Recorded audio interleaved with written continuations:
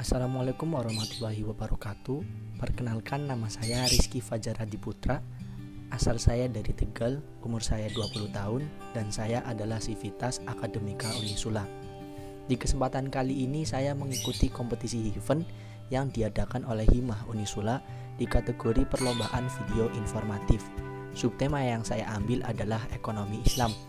Beberapa penjelasan insya Allah akan saya jelaskan secara singkat dan jelas.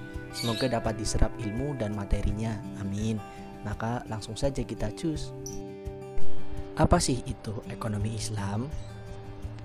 Ekonomi Islam atau syariah adalah bentuk penerapan konsep nilai Islam dalam menjalankan kegiatan ekonomi baik secara langsung maupun tidak langsung. Ekonomi syariah melandaskan pada syariat Islam yang berasal dari Al-Quran, Sunnah, Ijma, dan Qiyas. Hukum-hukum yang melandasi prosedur transaksi sepenuhnya untuk kemaslahatan masyarakat. Kesejahteraan masyarakat ini tidak diukur dari aspek material saja, namun juga mempertimbangkan dampak sosial, mental, dan spiritual, serta dampaknya pada lingkungan. Nah itu, di samping memiliki deskripsi yang mudah dipahami, apakah ekonomi Islam memiliki karakteristik?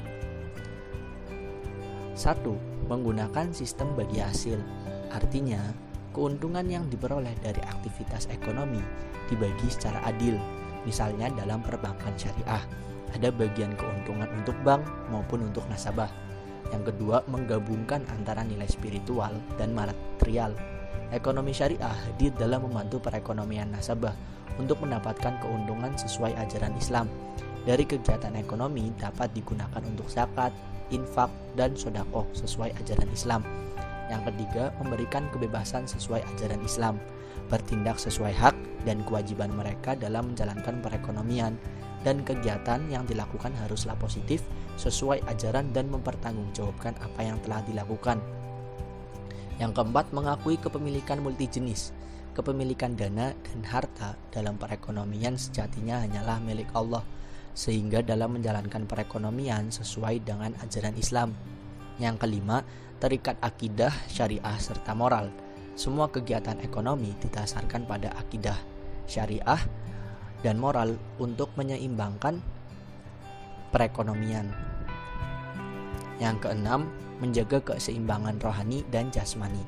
Tujuan perekonomian syariah bukan sekedar keuntungan fisik, namun diarahkan untuk mendapatkan keuntungan dan ketenangan batin di dalam hidup. Yang ketujuh, memberikan ruang pada negara dan pemerintah. Perekonomian syariah memberikan ruang kepada pemerintah dan negara untuk ikut bercampur tangan sebagai penengah apabila terjadi suatu permasalahan. Yang kedelapan, larang praktek riba. Salah satu bentuk riba adalah penambahan pembayaran oleh orang yang memiliki harta kepada orang yang meminjam hartanya karena pengunduran janji pembayaran oleh pinjaman dari waktu yang telah ditentukan. Dalam perekonomian syariah, praktek riba adalah hal yang dilarang atau haram. Ada nggak sih tujuan ekonomi Islam? Ada 4. 1. Kebebasan individu dalam konteks kemaslahatan sosial.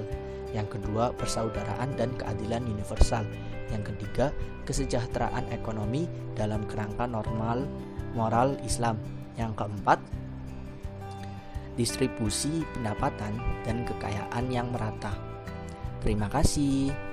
Ada suatu quotes, dunia ini ibarat bayangan.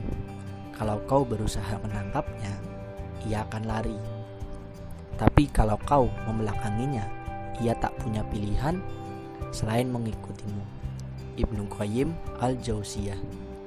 Alhamdulillah, sudah menjadi penghujung di kesempatan saya untuk sedikit menjelaskan perihal ekonomi Islam. Terima kasih teman-teman untuk waktunya.